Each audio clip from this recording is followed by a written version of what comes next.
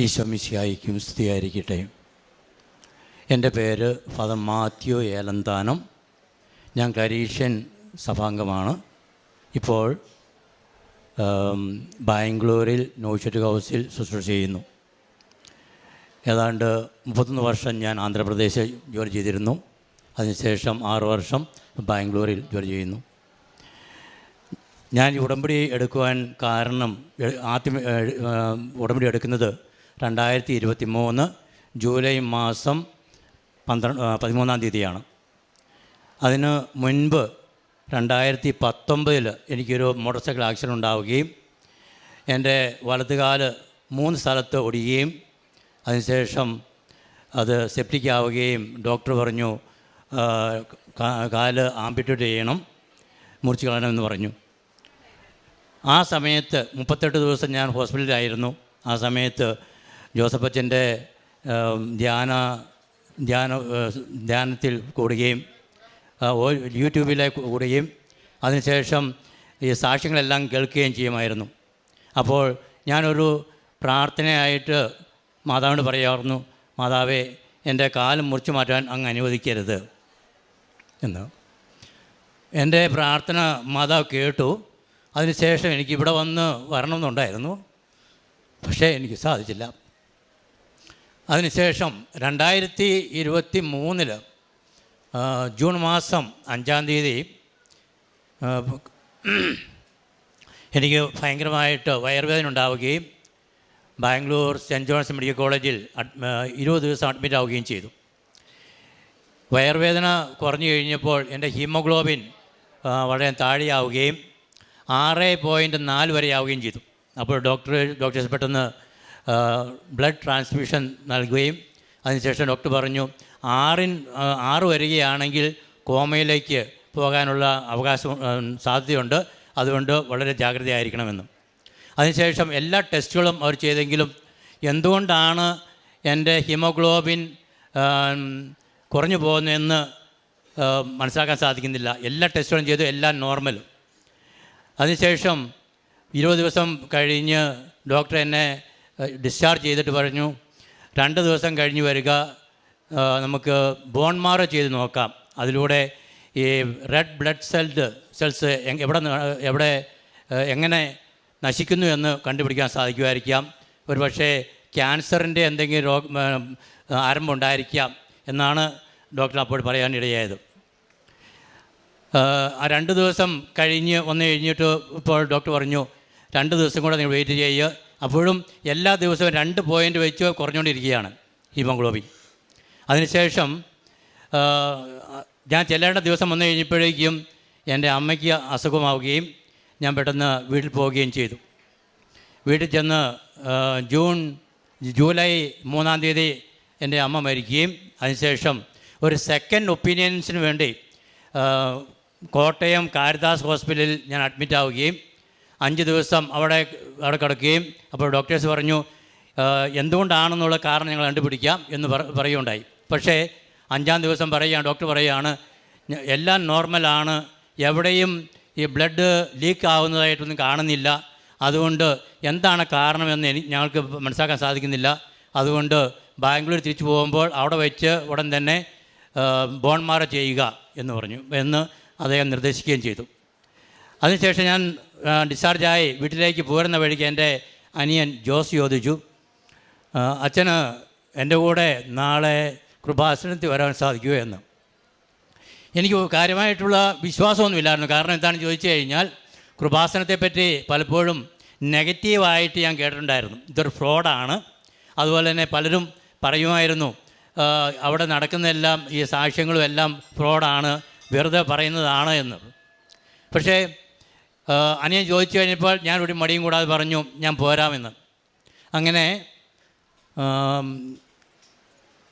July മാസം 13-ാം തീയതി ഞാൻ ഇവിടെ വരികയും ഞാൻ ഉടമ്പടി എടുക്കുകയും ചെയ്തു. ഉടമ്പടി എടുക്കുന്നതിന് മുൻപ്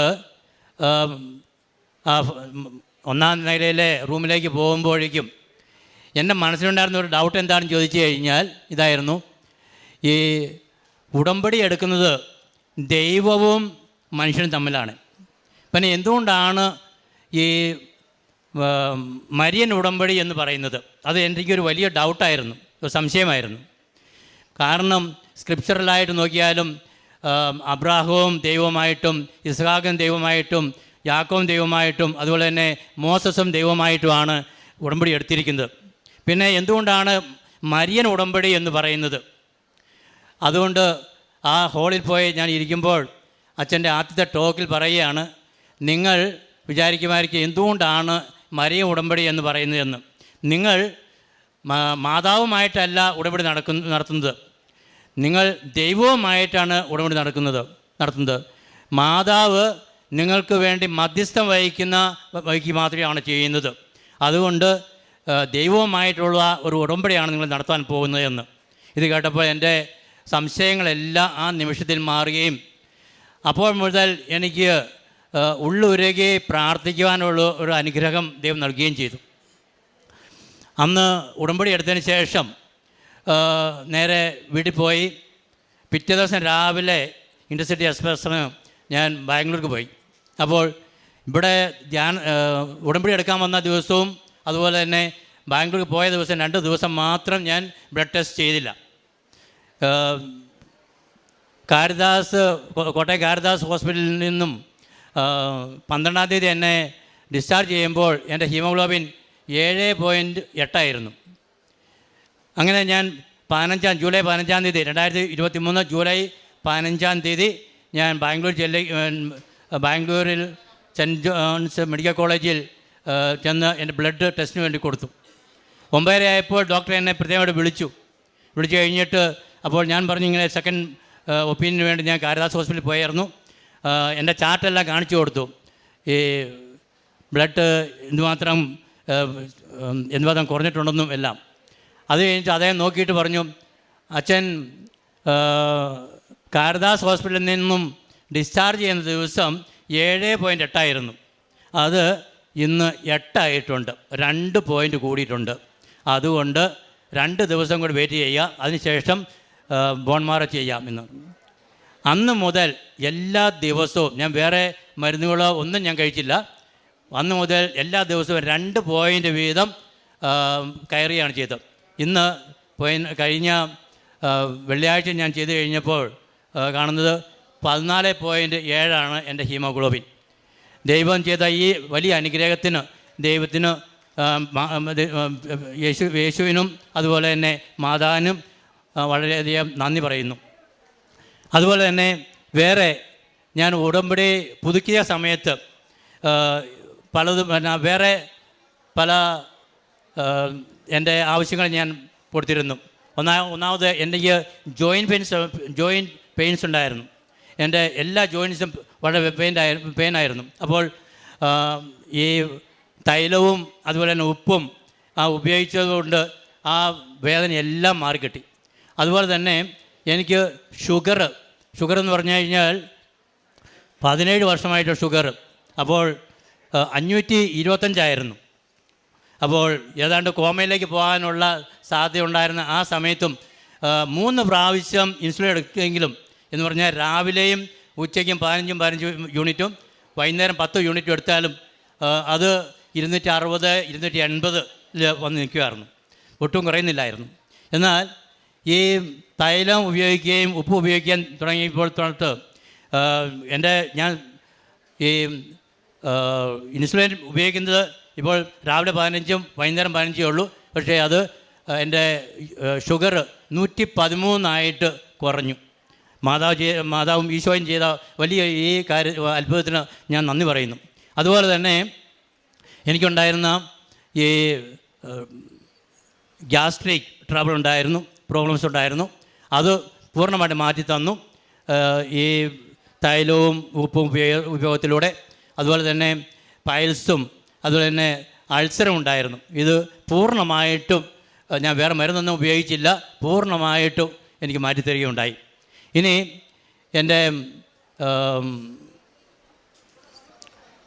ഞാൻ നടത്തിയ ഓരോ കാരുണ്യ പ്രവർത്തികളെ പറ്റി പറയുകയാണെങ്കിൽ, ബാംഗ്ലൂരിൽ വെച്ച് എല്ലാ ആഴ്ചയിലും ഒരു പ്രാവശ്യമെങ്കിലും അവിടെ mentally retarded and physically handicapped ചിൽഡ്രനുണ്ട്. അവരുടെ അടുത്ത് പോവുകയും അവരെ ഫീഡിങ് ചെയ്യുകയും അവർക്ക് ഭക്ഷണം കഴിക്കാൻ സാധിക്കുകയില്ല. അപ്പോൾ നേരെ അവരുടെ വായിൽ നമ്മൾ സ്പൂണുകൾ വെച്ച് കൊടുക്കണം. അങ്ങനെ നടത്തി കൊടുക്കുകയും അതിലൂടെ അവരെ കാണുമ്പോൾ എനിക്ക് തോന്നുന്ന ഒരേ ഒരു അനുഭവം എന്താണെന്ന് ചോദിച്ചാൽ ഈശോയെ കാണുന്ന പോലെ എനിക്ക് തോന്നുന്നത്. ഒരു ദിവസം ഒരു കുട്ടി, ഞാൻ കൊടുത്തുകൊണ്ടിരുന്ന ആ കുട്ടി എന്തുകൊണ്ടോ വെള്ളം വേണമെന്ന് പറഞ്ഞു. ഗ്ലാസ് വെള്ളം കുടിച്ചു കഴിഞ്ഞ് പകുതി കുടിച്ചതിന് ശേഷം നേരെ എൻ്റെ മുഖത്തേക്ക് അങ്ങ് ഒഴിച്ചു. പക്ഷേ എനിക്കൊരു ബുദ്ധിമുട്ടും തോന്നിയില്ല. ഞാൻ അപ്പോഴേ എൻ്റെ ഓർമ്മ വന്നത് ഉണ്ണീശോ ചെയ്യുന്ന പ്രവൃത്തിയായിട്ട് എനിക്ക് തോന്നി. അത് ആ കുട്ടിയുടെ മുഖത്തേക്ക് നോക്കിയപ്പോൾ ഞാൻ ഒന്ന് പുഞ്ചിരിച്ച് കഴിഞ്ഞപ്പോഴും ആ കുഞ്ഞിൻ്റെ വലത്തുകരവും സൈഡ് മുഴുവൻ പാരലൈസ്ഡാണ്. അതുപോലെ തന്നെ ഇടത് കൈ മാത്രമേ ഉള്ളൂ. അപ്പോൾ ആ കുട്ടി എൻ്റെ മുഖത്തേക്ക് നോക്കിയിട്ട് നേരെ മുഖം കുനിച്ചിരുന്നു. അതിനുശേഷം ആ കുട്ടി എപ്പോൾ ചെന്ന് കഴിഞ്ഞാലും പിന്നീട് ഒരിക്കലും ഞാൻ ചെന്ന് കഴിഞ്ഞാൽ അന്നേരം പറയും എനിക്ക് ചോറ് മേടിച്ച് തരണം എന്ന് പറഞ്ഞുകൊണ്ട് പറയാൻ സാധിക്കുകയില്ല, എന്നാലും കാണിച്ചു കഴിഞ്ഞ് എന്നെക്കൂടെ മേടിപ്പിക്കായിരുന്നു. അതുപോലെ തന്നെ ഈ ആകാശപ്പറവുകളുടെ സെൻറ്ററിൽ പോവുകയും അവരെ വിസിറ്റ് ചെയ്യുകയും അവരുമായി കുറച്ച് സമയം ചിലവഴിക്കുകയും ചെയ്യാറുണ്ട്. അതുപോലെ തന്നെ ഓൾഡ് ഏജ് ഹോമിൽ പോയി അവരുമായി സംസാരിക്കുകയും അവരുടെ ആ ബുദ്ധിമുട്ടുകളെല്ലാം കേൾക്കുകയും അവരെ സമാധാനിപ്പിക്കുകയും ഒക്കെ ചെയ്യാറുണ്ട്. ഇങ്ങനെ അതുപോലെ തന്നെ എൻ്റെ വേറെ പ്രവർത്തികൾ പറയുമ്പോൾ ഈ ഇവിടുന്ന് വാങ്ങിക്കുന്ന പത്രം അത് മലയാളത്തിലും ഇംഗ്ലീഷിലും തമിഴ്, കന്നഡ, തെലുങ്ക്, ഹിന്ദി ഈ ലാംഗ്വേജിലുള്ള എല്ലാം ഓരോ കെട്ട് പത്രങ്ങൾ കൊണ്ടുപോവുകയും എല്ലാവർക്കും എൻ്റെ അനുഭവം അവർക്ക് പറഞ്ഞതിന് ശേഷം അവർക്ക് കൊടുക്കുകയും അതുപോലെ തന്നെ അതിന് മുൻപ് പ്രാർത്ഥിച്ച് ഈ തൈലവും ഉപ്പും അതിൽ വിതറുകയും ചെയ്ത് കൊടുക്കാറുണ്ട്. അപ്പോൾ അതിലൂടെ ദൈവം എനിക്ക് വളരെയധികം അനുഗ്രഹങ്ങൾ നൽകുകയുണ്ടായി. അതുപോലെ തന്നെ ഇനി വേറൊന്ന് പറയുകയാണെങ്കിൽ ഒരിക്കൽ ഞാൻ ഒരു ടാക്സിയിൽ പോരുമ്പോൾ ആ ടാക്സി ഡ്രൈവറുമായിട്ട് സംസാരിക്കുകയും ആ ടാക്സി ഡ്രൈവർക്ക് ഈ യേശുവിനെ പറ്റിയും പ്രത്യേകിച്ച് ഈ കൃപാസനത്തിൽ നടക്കുന്ന വലിയ വലിയ കാര്യങ്ങളെക്കുറിച്ച് അദ്ദേഹത്തിന് പറഞ്ഞു കൊടുക്കുകയും ചെയ്തു. അപ്പോൾ ഒരു ഹിന്ദു ആയിട്ടുള്ള ആ മനുഷ്യൻ പറയുകയാണ്, അച്ഛാ എൻ്റെ അയൽവക്കത്തുള്ള ഒരു ക്രിസ്ത്യാനികളാണ്, അവരിങ്ങനെ പറഞ്ഞു കണ്ടിട്ടുണ്ട്, പക്ഷേ ഇങ്ങനെ ഒരു അത്ഭുതം നടക്കുന്നുണ്ടെന്നുള്ളത് ഞാൻ ആദ്യമാണ് അറിഞ്ഞത്. യേശു ആണ് ശരിയായിട്ടുള്ള നിജമായിട്ടുള്ള രക്ഷകൻ എന്ന് ആ മനുഷ്യൻ ഏറ്റവും അവസാനം പറയുകയുണ്ടായി. അതുപോലെ തന്നെ ഈ എൻ്റെ ആധ്യാത്മിക ജീവിതത്തിൽ വളരെയധികം അനുഗ്രഹങ്ങൾ ദൈവം നൽകി. പ്രത്യേകിച്ച് ഞാൻ 6 കാര്യങ്ങൾ എഴുതിയതിൽ ഒന്ന് പരിശുദ്ധാത്മാവോടെ നിറയ്ക്കണമെന്നും, രണ്ടാമത്തെ വിശുദ്ധിയിലും വിശ്വസ്തയിലും വളരെ വളരാൻ തരണമെന്നും, ഇത് രണ്ടും വെച്ചതിന് ശേഷമാണ് എൻ്റെ ഹീമോഗ്ലോബിൻ നോർമലാക്കി തരണമെന്നും, ഷുഗർ, BP, കൊളസ്ട്രോൾ ഇതെല്ലാം നോർമലാക്കി തരണമെന്നും ഞാൻ എഴുതി വെച്ചത്. അപ്പോൾ ദൈവം എനിക്ക് ഇതിനു വേണ്ടി വളരെ അനുഗ്രഹം നൽകുകയും അതുപോലെ തന്നെ ഈ എൻ്റെ ഞാൻ വിശ്വബലി അർപ്പിക്കുമ്പോൾ ഭക്തിയോടുകൂടി അർപ്പിക്കുവാനുള്ള അനുഗ്രഹം ദൈവം എനിക്ക് നൽകി. അതുപോലെ തന്നെ ജപമാല ജപമാല നമ്മൾ ചെല്ലുമ്പോൾ അത് വളരെയധികം ഭക്തിയോടുകൂടി ധ്യാനിച്ച് ചെല്ലാനുള്ള അനുഗ്രഹം ദൈവം എനിക്ക് നൽകി. അതുപോലെ തന്നെ എൻ്റെ എല്ലാ 2 ആഴ്ചകളിലും ഞാൻ 2 ആഴ്ചയിലെങ്കിലും ഒരിക്കലെങ്കിലും ഞാൻ കുമ്പസാരിക്കുവാനും അതുപോലെ കൂടുതൽ ദൈവമായിട്ട് അടുക്കുവാനുള്ള അനുഗ്രഹം ദൈവം നൽകിയുണ്ടായി. ഇങ്ങനെ എൻ്റെ ആധ്യാത്മിക ജീവിതത്തിൽ അതുപോലെ തന്നെ ബൈബിൾ വായനയിലും എല്ലാ ദിവസവും ബൈബിൾ വായിക്കുക, ജപമാല ചെല്ലുക, അതിനുശേഷം മാത്രമേ ഞാൻ ഉറങ്ങുകയുള്ളൂ. അപ്പോൾ ആ വിധത്തിൽ എൻ്റെ ആധ്യാത്മിക ജീവിതത്തിൽ വളരെയധികം അനുഗ്രഹമാണ് ദൈവം എനിക്ക് നൽകിയിരിക്കുന്നത്. ഈ അനുഗ്രഹങ്ങളെല്ലാം നൽകിയ പരിശുദ്ധ അമ്മയ്ക്കും തിരുകുമാരനും കോടാനുകോടി നന്ദി അർപ്പിച്ചുകൊള്ളുന്നു. ലൂക്കായുടെ വിശുദ്ധ സുവിശേഷം 1-ാം അധ്യായത്തിൽ ശക്തന്മാരെ സിംഹാസനത്തിൽ നിന്ന് മറിച്ചിട്ടു, എളിയവരെ ഉയർത്തി, വിശക്കുന്നവരെ വിശിഷ്ട വിഭവങ്ങൾ കൊണ്ട് സംതൃപ്തരാക്കി, സമ്പന്നരെ വെറും കൈയോടെ പറഞ്ഞയച്ചു. തിരുവചനം നമ്മോട് അരുളി ചെയ്യുമ്പോൾ ഇന്ന് ബഹുമാനപ്പെട്ട മാത്യു അച്ഛൻ എങ്ങനെയാണ് തനിക്ക് 6.4 ഹീമോഗ്ലോബിൻ 14.7 വരെയായി ഉയർന്നത്. അതിൻ്റെ ഓരോ കാരണങ്ങളൊക്കെ ഇവിടെ വ്യക്തമായിട്ട് പറഞ്ഞതാണ്. അത് തനിക്ക് ബോൺമാരോ പറഞ്ഞിരുന്നതാണ്. റെഡ് ബ്ലഡ് സെൽസ് എന്തുകൊണ്ട് നശിക്കുന്നു, ഇതിൻ്റെ കാരണങ്ങളൊന്നും അറിയില്ല, ഡോക്ടേഴ്സിന് കണ്ടുപിടിക്കാൻ കഴിഞ്ഞിട്ടില്ല.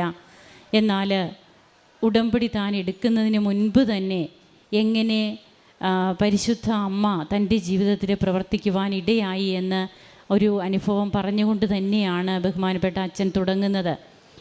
തൻ്റെ കാല് ആംപുട്ടേറ്റ് ചെയ്യണം എന്ന് പറയുന്ന ഒരവസ്ഥയിൽ നിന്ന് ഇന്ന് സ്വയം തൻ്റെ കാലിൽ നടന്ന് ഇവിടെ വന്നാണ് അച്ഛൻ ഈ സാക്ഷ്യങ്ങൾ പങ്കുവയ്ക്കുക. അന്ന് ബഹുമാനപ്പെട്ട VP ജോസഫ് അച്ഛൻ്റെ ഉടമ്പടി ധ്യാനങ്ങൾ, സാക്ഷ്യങ്ങൾ ഇതുമാത്രം താൻ കേട്ടുകൊണ്ടിരുന്നു ഹോസ്പിറ്റൽ കിടക്കയിൽ. അങ്ങനെ തനിക്ക് ആ ഒരു വലിയ പ്രതിസന്ധിയിൽ നിന്ന് തനിക്ക് തരണം ചെയ്യുവാനായിട്ട് തനിക്ക് അങ്ങനെയാണ് കഴിഞ്ഞത്. അത് ഓർമ്മയുണ്ടെങ്കിലും ഉടമ്പടി എടുക്കുന്നതിനോട് അത്ര താല്പര്യം തോന്നിയില്ല. എന്നാൽ പിന്നീട് ഇവിടെ വന്ന് ഉടമ്പടി എടുക്കുന്നതും തൻ്റെ മറ്റ് രോഗസൗഖ്യങ്ങളും, കൊളസ്ട്രോള്, BP, ഷുഗർ, ഇങ്ങനെ ഓരോന്നുമൊക്കെ അച്ഛൻ എങ്ങനെയാണ് അതെല്ലാം നോർമലായത്, തൻ്റെ ജീവിതത്തിന് വ്യക്തമായ ബോധ്യങ്ങൾ എങ്ങനെയുണ്ടായി. ഇന്ന് എത്രയോ അഭിഷിക്തരും സന്യസ്തരുമൊക്കെ ഈ തിരുവൾത്താരയിൽ ഇവിടെ സാക്ഷ്യങ്ങൾ പങ്കുവയ്ക്കുന്നുണ്ട്.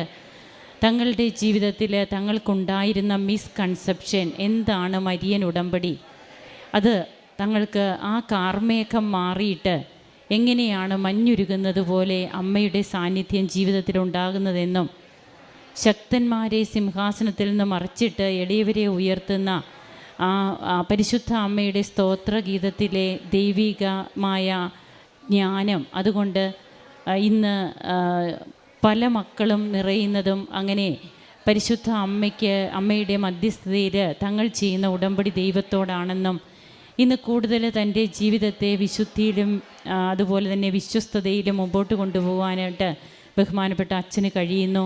പല ഭാഷകളിൽ കൃപാസന പത്രം തൻ്റെ അനുഭവം പങ്കുവച്ച് എല്ലാവർക്കുമായിട്ട് അച്ഛൻ പങ്കുവയ്ക്കുന്നു. അതുപോലെ എവിടെയൊക്കെ തനിക്ക് ചാൻസ് കിട്ടുന്നോ അവിടെയൊക്കെ ക്രിസ്തുവിനെ അച്ഛൻ പകരുകയാണ്. അങ്ങനെ തനിക്ക് കിട്ടിയ ദൈവാനുഭവങ്ങൾ ഏറ്റവും നന്ദിയോടെ അൾത്താരയിൽ പങ്കുവയ്ക്കുന്ന ബഹുമാനപ്പെട്ട അച്ഛനോടൊപ്പം നമുക്കും കരങ്ങളടിച്ച് ഈശോയ്ക്കും അമ്മയ്ക്കും നന്ദി പറയാം, ദൈവത്തെ ആരാധിക്കാം, മഹത്വപ്പെടുത്താം.